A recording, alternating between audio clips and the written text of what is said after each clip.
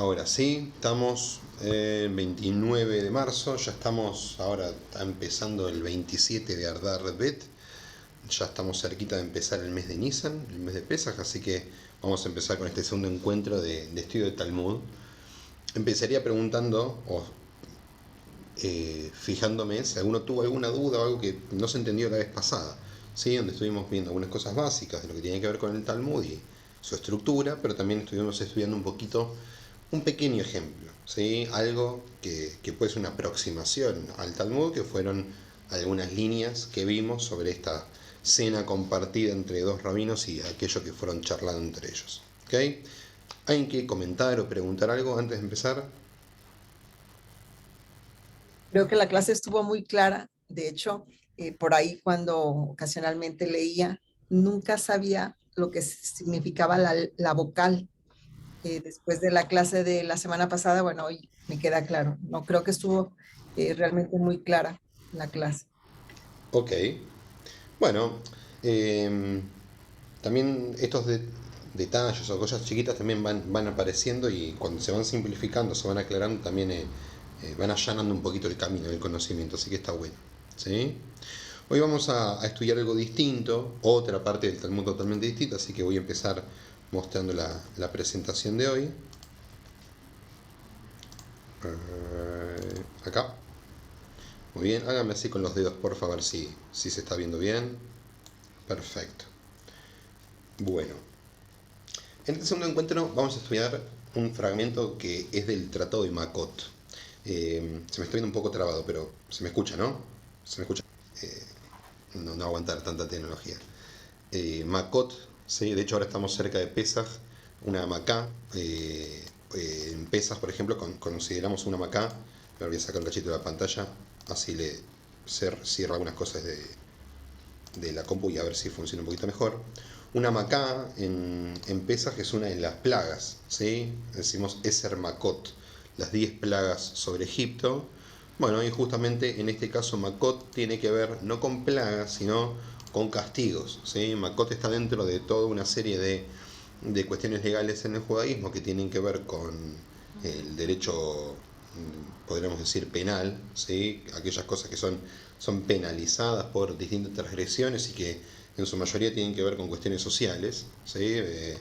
Engaño, fraude, un falso testimonio, ¿sí? Son muchas de las cosas que están vistas acá, pero lo que vamos a ver nosotros es que nada de eso es lo que vamos a estudiar, sino que algo de todo eso disparó para otro lado, ¿sí? Para otro tema, y que más que hablar sobre los distintos tipos de castigos físicos que en esa época tenían que ver con latigazos o tenían que ver con no sé, apedreamiento, expulsión de la ciudad, etcétera. Sí, en este caso los rabinos van a comenzar discutiendo sobre la cantidad de mitzvot, de preceptos que existen. ¿Sí? Algo que hoy nosotros tenemos como un número como muy claro, y ese número viene de acá, ¿sí? De esta reflexión de este rabino que va a empezar hablando, pero que no necesariamente es la única. ¿Sí? Hay una publicación y se hace algunas semanas con respecto a esto, y es importante saber que el número este que va a aparecer, que es de 613 mitzvot, es un número establecido, aceptado en su gran mayoría, pero no es la única propuesta. ¿Sí? Vamos a ver entonces cómo empieza esto. Voy a empezar leyendo yo en hebreo, arameo, ¿sí? En idioma original del Talmud, y después alguno va a leer en castellano. ¿Ok? Dice Darash Rabbi Simblai: 613 מצוות נאמרו לו למשה. 365 להבין כמניין ימות החמה, ו-248 כנגד איבריו של אדם. אמר רב אבנונה, מה יקרא תורה ציווה לנו משה מורשה? Torah Begimatria, déjenme, vamos a seguir, así hacemos todo continuadito. Shit mea bejad serei adei. Anoji veloy eleja mi pia gurash ma'anum. Ok, ahí estamos con el texto original. ¿Quién me ayuda con el texto en castellano? ¿Quién abre el micrófono? Yo. El Dale. señor Rabbi Simlaim, 613 mitzvot, fueron dichas a Moshe, 365 negativas, como los días del sol, 248 positivas correspondientes a las partes del cuerpo de la persona. Dijo Rabí Amnuna, ¿Cuál es el versículo que alude a esto? La Torá que nos ordenó Moshe en herencia. Deuteronomio 34:4. Torá en Gimatria. Son 611. Soy yo, Éxodo 22, y no tendrás para ti, Éxodo 20, versículo 3. Los escuchamos de parte de Dios. Ok. Señal. No, eso lo vamos a dejar para un ratito, ¿sí? Que, ya es un desafío en sí mismo. Pero vamos un poquito más atrás, ¿sí? Rabbi Simlai entonces enseña que hay 613 mitzvot, habla que de las 613 tenemos negativas y positivas, es decir, mitzvot que nos obligan a no hacer algo y mitzvot que nos obligan a hacer algo. Si decimos no matar es una mitzvah negativa, si decimos hacer, no sé, comer matzá, el panásimo en Pesaj, es una mitzvah positiva. Es lo que llamamos no positivo o negativo, lota hace en hebreo, y una mitzvah positiva o que nos obliga a algo es una mitzvah hace. ¿Ok?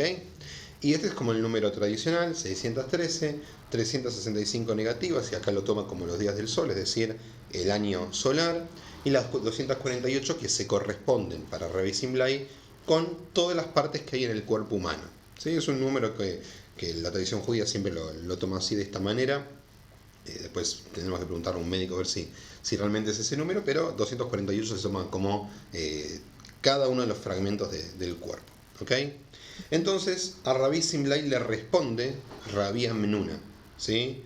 Fíjense que estos dos nombres, Simlai y Amnuna, están hablando son dos rabinos babilónicos ya bastante más avanzados, ¿sí? No son nombres más tradicionales como los que uy, no son nombres quizás más tradicionales como los que encontraríamos al principio en la Mishnah o más tempranamente en el Talmud, sino nombres que están muy arraigados con el lugar.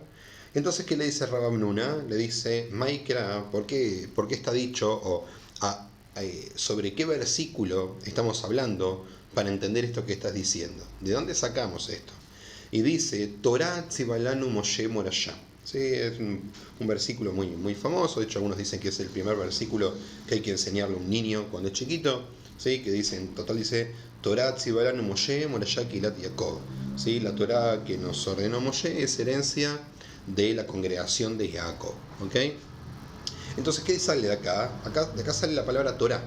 Torah en gimatria, es decir, en la forma en como nosotros le damos un valor numérico a las letras, suma un total de 611. ¿Sí? Si nosotros tenemos acá, vamos a marcarle un cachito, si nosotros tenemos acá la letra Taf, que vale 400, la letra Bab, que vale 6, la letra Reish, que vale 200, y la letra Hei, que vale 5, en total da 611.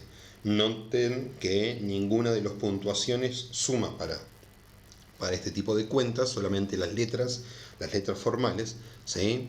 Y la palabra Torah entonces suma 611. Pero claro, nosotros estamos hablando de 613 mitzvot, hay que llegar a los 613. ¿Cómo lo soluciona Rabamnuna? Va a decir 611 y no 613, porque hay dos mitzvot, hay dos preceptos que Dios los transmitió de forma directa al pueblo de Israel. ¿Sí? Mientras que el versículo dice Torah Tzibalanu Moshe y la asigna en la enseñanza a Moshe como transmisor y maestro de la tradición, lo que dice Rabamnuna es que hubo 2 de los 10 mandamientos que fueron transmitidos de parte de Dios directamente. ¿Sí? De hecho, los comentarios, ¿sí? y la exégesis sobre los 10 mandamientos y la transmisión en el monte Sinaí dicen que la idea que Dios pueda relatar o ordenar los 10 mandamientos, ¿sí? Los 10 que eran parte de esa primera entrega de la ley, pero que el pueblo no lo soportó. ¿Sí? Que soportaron escuchar el primero, el segundo, después le pidieron a Moshe por favor que Dios deje de ser el transmisor porque los abrumaba, sentían un temor muy fuerte, era algo que no podían soportar. ¿Sí? Eso que es muy interesante para estudiar con algunos comentaristas medievales, esto de el contacto directo con la divinidad. Para el judaísmo es algo bastante complicado, algo que Moshe pudo lograr, pero que no es para cualquiera. ¿Sí? Entonces, hay 2 mandamientos, tanto el que empieza con la palabra Noji, que es el primero de los 10 mandamientos, como el segundo que dice Lo y Elejá, ¿sí? Lo imagen para y no tengas para ti otros dioses delante de ti. Esos dos fueron transmitidos por Dios, y hay otros 611 que fueron transmitidos por Moshe. ¿Ok? Noten también que acá es la primera vez que tenemos la palabra Torah, por ejemplo, que no la teníamos antes en la Torah, en el libro. ¿Sí? O sea que también es algo como novedoso que en el texto, ¿sí?, de la Torah aparezca la palabra que después le va a dar nombre a toda la obra. ¿Sí? En ningún lado, más allá de este versículo que estamos hablando, aparece la palabra Torah como la palabra que le da el nombre a el texto. ¿Ok? Hasta acá estamos bien, entonces. Tenemos a Rabbi Simlai, la propuesta de los 613, 365 y 248, los primeros que no se pueden, los segundos que nos ordenan algo, y Rabbi Amnuna, que viene a darnos una forma de conectar esa enseñanza con un pasuk, con un versículo de la Torah. Porque las cosas hay que probarlas con un versículo, ¿sí? Hay que poder establecer una relación entre una enseñanza y algo que digan las fuentes. Hablar por hablar en el Talmud no existe, no sirve, no tiene validez. ¿Ok? Y acá aparece esto que Claudia ya empezaba a leer, esta señal, ¿sí? Dice Simán y aparecen letras, ¿sí? Dalet Mem, Shin Mem, Kuf, Samech Kuf, ¿sí? Letras sueltas, que si nosotros vemos acá, y esto es algo que hay que saber, siempre que nosotros veamos este tipo de comillitas que están acá, nosotros sabemos que no son letras, sino que esas comillas indican que nosotros estamos frente a una sigla. Y acá es algo muy común, o un recurso bastante utilizado que agarra el Talmud, y es establecer una sigla para después ir desarrollando distintos temas. Entonces acá estas siglas tienen que ver con distintos personajes del Tanaj, ¿sí?, de la Biblia hebrea. Habla de David, habla del profeta Yeshayahu, distintos, ¿sí? Melahí, aparece en algunos más, ¿sí? Y como va a hablar sobre cada uno de estos y va a exponer algo sobre cada uno de estos personajes, hace una sigla al principio para después no olvidarse de quiénes tiene que seguir hablando. ¿Ok? Entonces el primero y el único que vamos a analizar hoy es algo que van a hablar sobre David, el rey David, y alguna relación que tiene el rey David con el tema que estamos charlando, que tiene que ver con la cantidad de mitzvot. ¿Ok? Entonces, ¿qué va a decir? Y acá hay mucho texto, pero no se asusten, es porque pasa algo que por lo general no pasa en el Talmud, que es la transliteración exacta y entera de todo un salmo. Por lo general citan alguna parte, acá pusieron todo el salmo entero. Entonces dice así, dice, va David, behemidan al ajat esre dichtiv. Dice, vino David y estableció las mitzvot, las 613, en 11 mitzvot, o en 11 cosas que una persona tiene que cumplir. Fíjese qué interesante. Entonces va a traer este salmo que está referido o está asociado al rey David, porque el rey David para la tradición judía es el que escribió los salmos, y va a decir así, Mizmor le David, Hashem yagur bealeja, mishkom berakot sheja, es un salmo muy lindo, el salmo número 15, ¿sí? bealeja, mishkom berakot sheja, orech también fue el tzed, bedober mit bilbabo, lo ragal ale shono, lo asal le reu raha, bejerpal lo nasal krobo, nivze behinam nimas, betirei Hashem ychabed, נשבע להרע לא ימיר, כספו לא נטל בנשך, בשוחד נקי לא לקח, עושה אלה לא ימות לעולם. ¿Sí? ¿Alguien quiere leer? Ahí es donde dice el Salmo de David, este salmo que es muy, muy lindo y la verdad que es como un gran objetivo de nuestras vidas. A ver, puede ser alguien distinto que no sea Claudio, así nos vamos turnando. Vamos, algún valiente. Bueno, voy yo si quieren. Dale, perfecto. Bien, Salmo de David. Señor, ¿quién podrá habitar en tu tabernáculo? ¿Quién podrá residir en tu santo monte? El que anda con integridad y obra justicia y habla verdad en su corazón. El que no calumnia con su lengua, ni hace mal a su prójimo, ni infiere afrenta a su cercano. En cuyos ojos el vil es despreciado, mas honra a los que aún temen a Dios. El que jura aún en perjuicio suyo y no vacila en cumplir.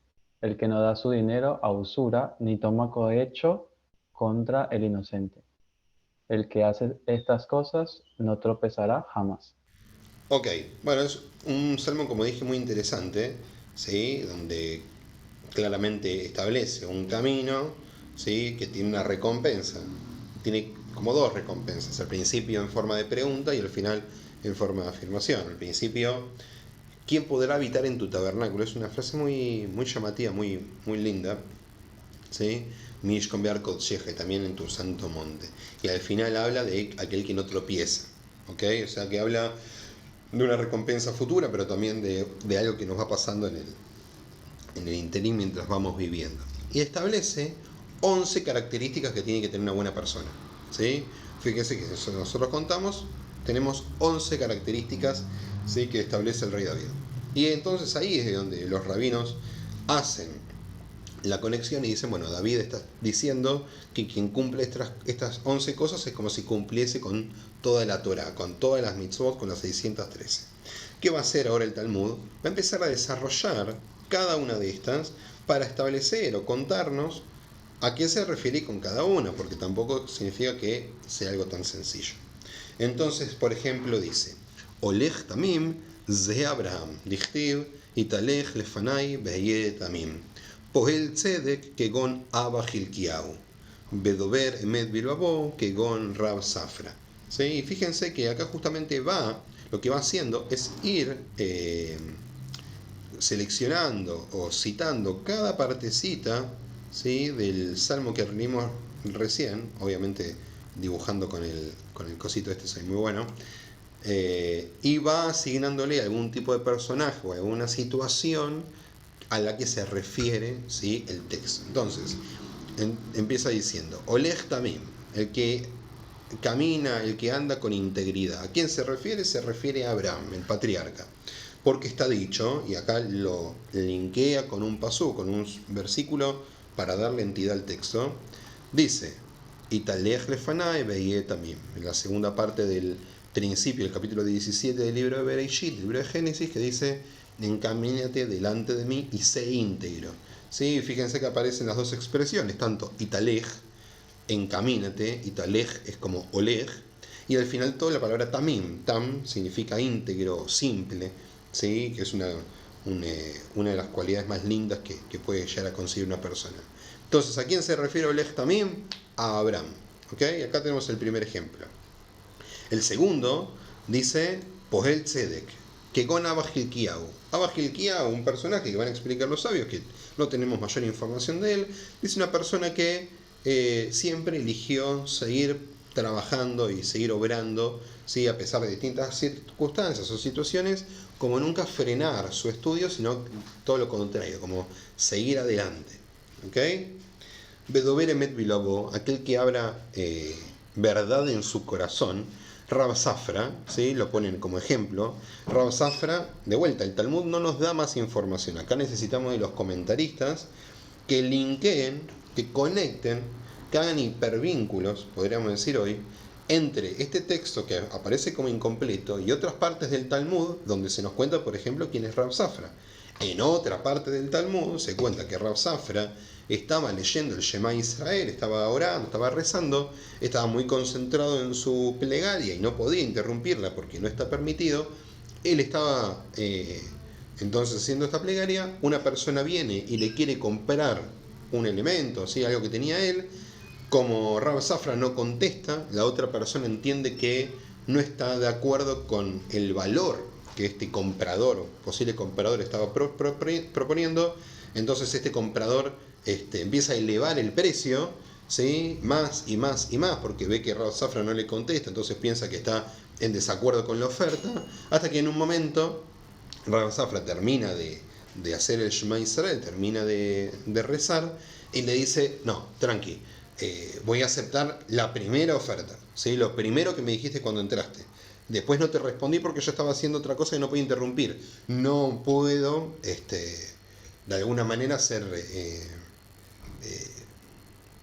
no ser fiel, ¿sí?, a la situación real de lo que estaba pasando. Rab Safra está diciendo, yo hubiese aceptado la primera oferta, solo que no lo hice porque no podía interrumpir lo que estaba haciendo. ¿Ok? Entonces, Rab Safra, el encargado, el representante, el ejemplo de Dober Emet Bilbao, aquel que habla verdad en su corazón. ¿Sí? ¿Se entiende cómo van haciendo acá? Cómo van desmenuzando de a poquito el Salmo número 15 y va encontrando un ejemplo para cada una de estas partecitas. ¿Sí? Fíjense qué distinto al texto que habíamos analizado la vez pasada. Acá tenemos algo de mucho más análisis, menos de de relato, sino de tratar de entender el texto, tratar de entender las referencias y tratar de darle un marco a esas referencias. ¿Sí? Seguimos adelante. Lo ragal al leyonó, ¿sí? El que no calumnia con su lengua, algo que es muy importante y que la Torá justo en las lecturas de esta semana, tanto esta semana como la semana que viene, le da un valor importante y central, ¿sí? Entonces dice, Ze Jacob vino, este es Jacob nuestro patriarca. ¿Por qué? Dichtiv, ya que está escrito, y vienen a darle valor con un paso, con un versículo, que dice, Ulai imusheni abi behaiti beinav ki metantea. ¿Sí? Dice, tal vez me palpe mi padre y apareceré ante sus ojos como un engañador. ¿Cuándo aparece esto? Cuando Jacob, que estaba junto con su madre Rivka, si aún no reconoce o se acuerda de la historia, tiene que engañar a su padre Isaac para pedirle la bendición que iba a ser en realidad originalmente para su hermano Esaú.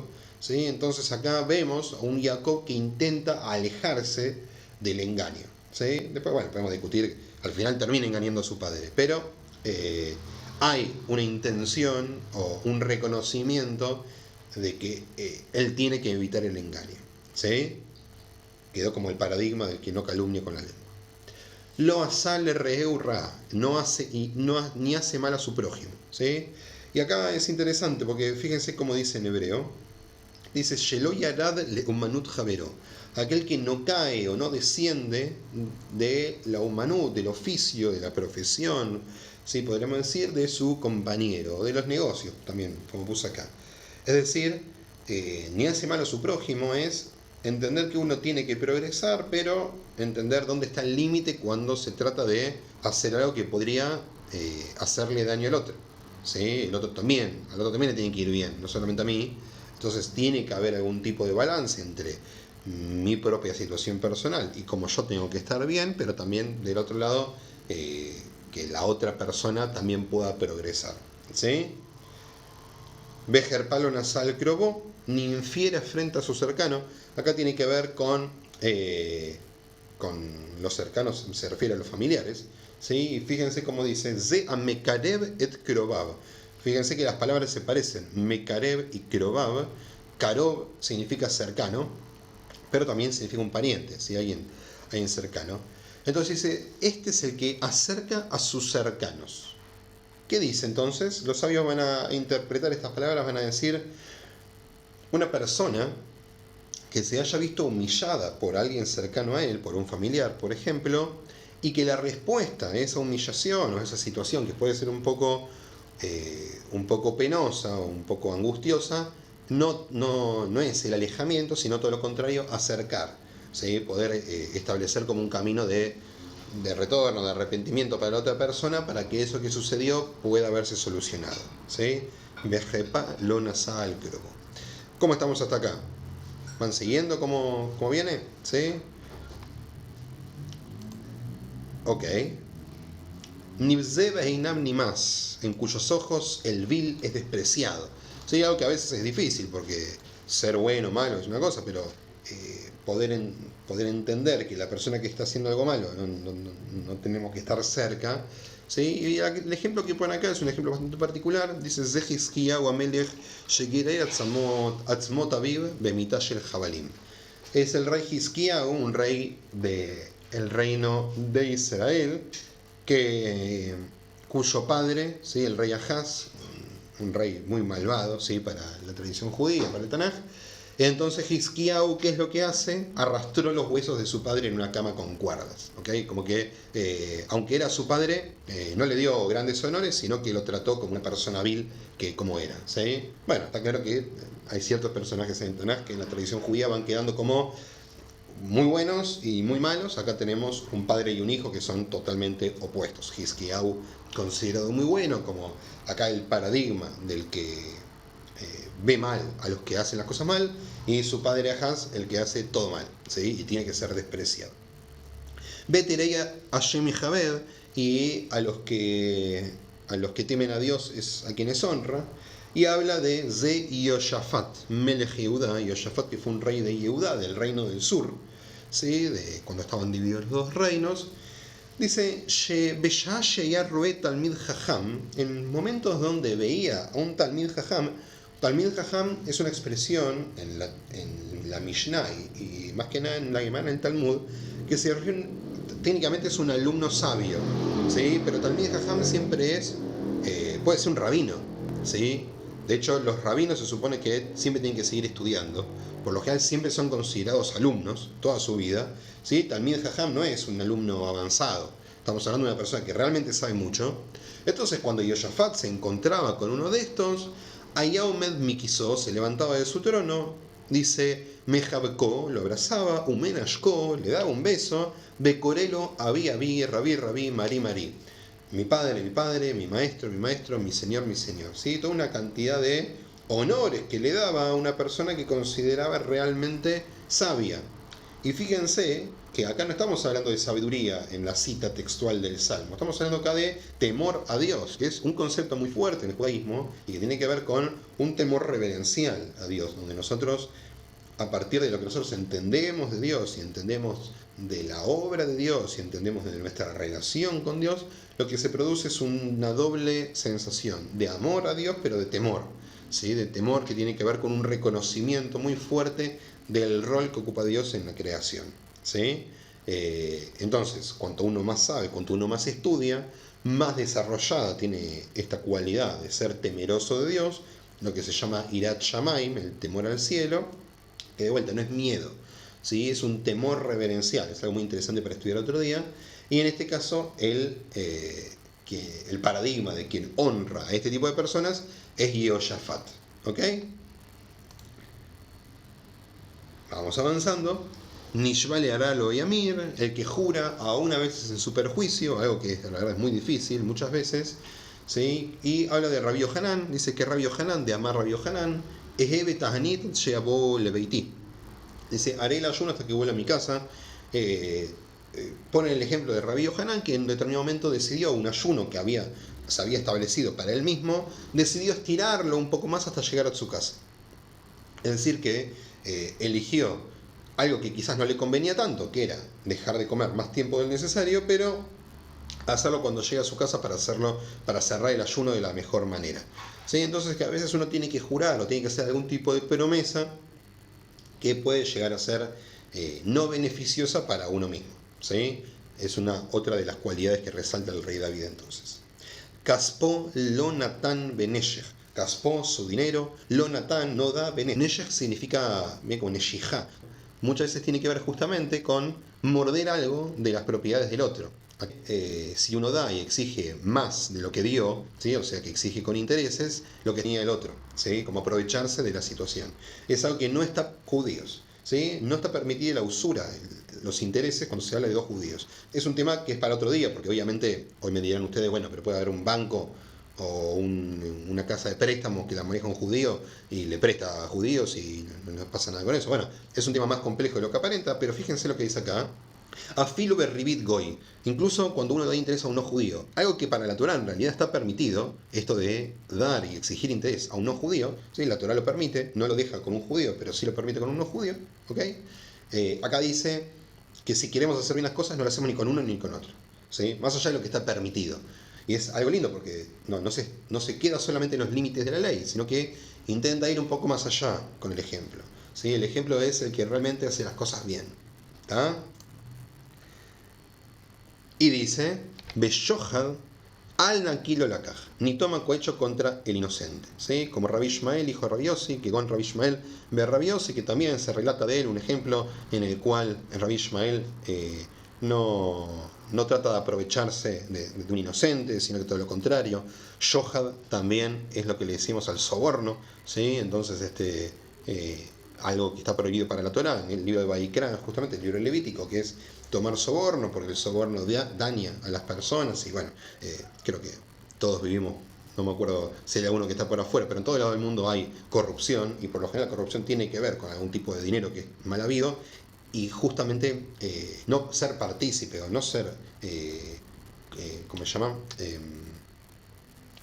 Cómplice, ¿sí? No ser cómplice de ese tipo de prácticas, tiene que ver con poder buscar un mejoramiento, no solo personal, sino que algo de lo general permanece más sano, ¿sí? Y fíjense este final. Dice, Ktiv, está escrito, Oseele lo imot leolam. El que hace esto, ¿sí? El que hace estas cosas, no tropezará jamás. Así termina el Salmo. ¿Ok? Fíjense entonces. Que Shaya Rabban Gamliel Magia la Mikera Azé, Ayaboje, Amar, Mandehabed Leulehulu, U de lo imot, Ahadaminayu imot. Rabban Gamliel leía este salmo y cuando llegaba a esta parte se largaba a llorar, ¿sí? Porque dice, el que hace todo esto es aquel que no tropezará, pero aquel que hace una de estas cosas va a tropezar. Es decir, que si hay que cumplir con las 11 condiciones, aquel que no hace una va a tropezar, le va a ir mal. Y lo angustiaba, lo angustiaba por él y lo angustiaba por el resto de la gente. Y fíjense cómo le van a responder, ¿sí? Le dijeron, Ambrulei, Mi Ketib Osekol L. ¿Dónde está dicho el que hace todo esto? Fíjense el pasuk de vuelta, ¿sí? El versículo, Ose L, el que hace estas cosas. No dice la palabra kol, todo esto, no dice todas estas cosas, ¿sí? Dice Ose L, el que hace estas cosas. Afilu bejada minayu, incluso una cuenta, ¿sí? Dehi la teima aji, y si no decís así, Ktiv Kraharina, está escrito en un versículo posterior, ¿sí? Aparece en la Torá, Al titam'u bejol ele, no se impurifiquen por todo esto, ¿sí? Aparece con respecto a la pureza y la impureza, algo que vamos a leer dentro de poco en la Torá, ¿sí? Y pone distintas condiciones a cosas que nosotros, si tocamos, estamos en contacto, podemos entrar en un estado de impureza según la Torá, ¿sí?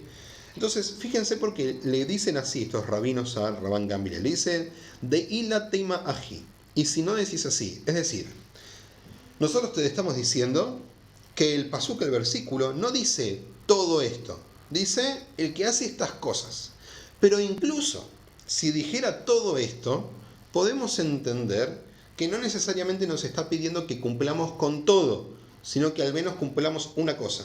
Y traen un ejemplo similar, no en la temática, pero sí en el tipo de estructura, para que nosotros podamos llevarnos esta idea. Traen este pasuk, este versículo de Levítico, y dice así, Atamnami, ¿sí? Acá, Atamnami, Anogea bejol ele u de mitame, bajada minai ula. Aquí también, en este pasuk, en este versículo levítico, el que entra en contacto con todos estos ejemplos que pone la Torá en ese momento, se impurifica. Y el que se pone en contacto con uno de esas cosas no se impurifica también, obvio. ¿Sí? La Torá no dice que tiene que tocar un montón de cuerpos sin vida o cosas que generan impureza. No, dice que todas esas cosas generan impureza, pero con hacer una sola, ya está. Entonces, la expresión bejolele de todo esto que aparece en el Levítico no se refiere a caer en todos los casos, se refiere a caer por lo menos en uno, ¿sí? Entonces así va a decir el alab beajad mikol ele ajinami beajad mikol elu. Más bien no es así, sino como uno de todos ellos, aquí también con uno de todos ellos, ¿sí? ¿A qué se refiere? Entonces, ¿qué le están diciendo estos rabinos a Rabban Gamliel? Le están diciendo, que estamos estudiando nosotros, estas 11 cualidades que el rey David va planteando en el Salmo número 15, no son para que la recompensa se genere si nosotros conseguimos cumplir con todas las 11 cosas, al menos con una ya lo vamos a conseguir. Dios mediante, después le sumaremos alguna más, pero tenemos que ir una por una, ¿sí? Una por una consiguiendo estas 11 cosas que, como decíamos antes, representan el total de todas las mitzvot, ¿ok?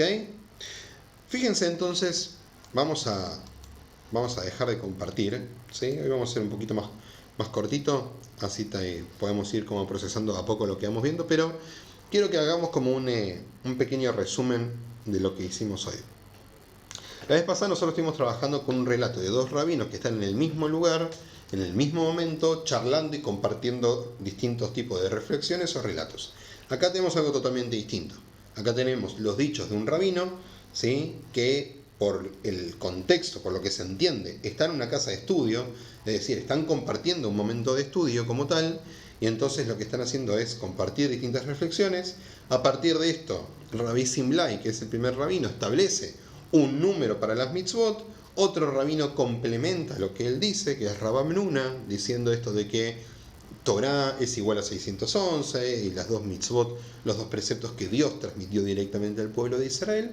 Y después, ¿sí?, arranca, nosotros vimos solamente la primera letra, pero arrancan un montón de letras que son señales, como reglas mnemotécnicas, para que vayan desarrollando, a partir de este tema de la cantidad de preceptos, de mitzvot, distintos personajes que habrían tenido alguna participación en entender este número, ¿sí? Y el primero de ellos que vimos es el rey David, que justamente lo que hace es analizarlo lo analiza desde el Salmo 15, Salmo de David, Mismor de David comienza diciendo, y que resume esas 613 cosas en 11 grandes cualidades que fuimos desarrollando, fuimos encontrando distintos ejemplos, fuimos ubicando en varios de esos ejemplos alguna referencia de algún versículo de la Torá, ¿sí?, porque no puede ser al tuntún todo, y después esta última reflexión que trae Rabban Gamliel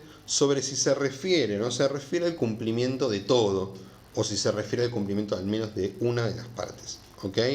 Lo cual también es algo que en la discusión que se presenta entre Rabban Gamliel y los rabinos que le van a contestar, van a analizarlo desde el texto, y para llegar a una conclusión o para llegar a un nuevo aprendizaje van a traer otro ejemplo, ¿sí?, un ejemplo de la Torá, para entender de que si en un caso no tienen que cumplirse todas las condiciones, en el otro caso, por ende, tampoco tienen que cumplirse todas las condiciones, ¿sí? Lo que vimos hoy tuvo un poco menos de relato, un poco más de lo legal, porque estamos hablando de mitzvot, pero igual técnicamente, como estamos hablando de fragmentos de un salmo, no estamos hablando de mitzvot en específico, de preceptos. Acuérdense que los preceptos no salen de los libros de los salmos, no salen de los profetas. Todas las mitzvot, todos los preceptos salen de la Torá, ¿sí? Si bien nosotros tenemos Torá, Nevi'im y Ktuvim, los tres pilares que conforman el Tanaj, lo legal sale solamente de del primer pilar, que es la Torá, los 5 libros de Moshe, el Pentateuco, ¿sí?, como cada uno lo llame, ¿ok? Es decir, que acá tenemos un desarrollo de algo posterior, que es uno de los salmos, que hace referencia a distintos preceptos, pero que no podemos tomar estas 11 cosas como un listado de 11 preceptos, ¿ok? Esto es bien importante, y algo que va a decir siempre el Talmud es: nosotros no sacamos conclusiones legales por las palabras de los profetas, ¿sí? Nunca, para probar algo legal, nunca se traen las palabras de un profeta, siempre se traen las palabras de la Torá. Algo, cualquier cosa, pero tiene que ser alguno o algunos versículos de la Torá, ¿ok? ¿Cómo resultó todo esto? ¿Cómo se sienten con esta otra forma de encontrar el Talmud? ¿Qué opinan sobre el análisis que hicieron los rabinos para llegar a todas estas conclusiones? Escucho atentamente.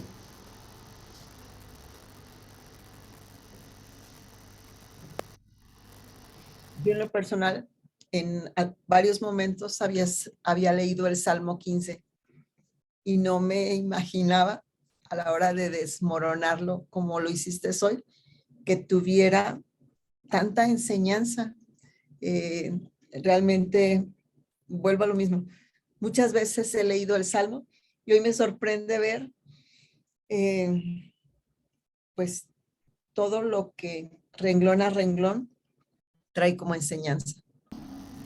Bueno, esa es una de las principales cosas que el Talmud nos va a legar como mensaje, que es aprender a desarmar, a desgranar esas cosas que nosotros tomamos ya casi como obvias. Yo el Salmo 15 lo leo un montón y suelo usarlo mucho en ceremonias en el cementerio porque habla del descanso, habla de las cualidades de las personas, es un lindo salmo para tener en ese tipo de momentos de la vida. Pero por lo general uno lee tuqui, y nunca nos detenemos en tratar de entender a qué puede hacer referencia a cada cosa, porque hay expresiones de este mismo salmo que pueden resultar como muy parecidas una con la otra, y bueno, debe ser algo parecido. Y no, acá el Talmud viene a problematizar. Pero, sí decirles que no se queden con que todo esto es la respuesta a cada uno de estos fragmentos del Salmo. Es una opción, es lo que traen los rabinos en este caso, es la propuesta que nos traen, ¿sí? Quédense más con la idea de problematizar que con la respuesta. La respuesta, ustedes podrán encontrar nuevas respuestas sobre cada uno de estos fragmentos, ¿sí? Lo que tienen que llevarse es la posibilidad de agarrar un texto que resultaría normal y natural en muchos contextos, pero que en este caso intentamos encontrarle un ejemplo a cada cosa. Más que nada porque estamos tratando de decir, o los sabios están tratando de decir, que estas 11 cualidades tienen que ver con todas las mitzvot, con todos los preceptos. O sea que tiene que haber algún grado de entendimiento, ¿sí? El resto, ¿alguien quiere compartir algo que haya sentido? ¿Alguna pregunta o algo que no se haya entendido también? Todo es válido.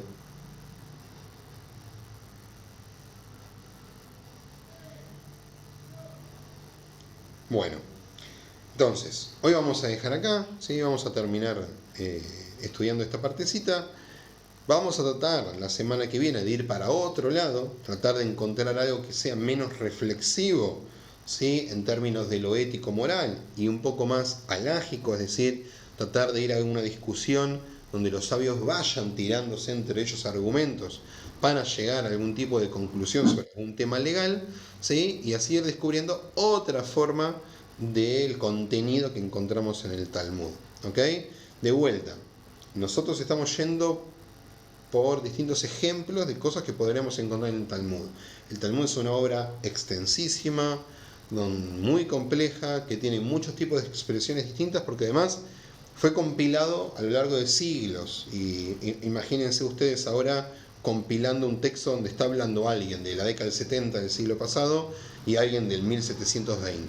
¿Sí? O sea, está claro que vamos a encontrar cosas que van a ir cambiando, desarrollos que van a ir siendo distintos conforme pasen los años. ¿Ok?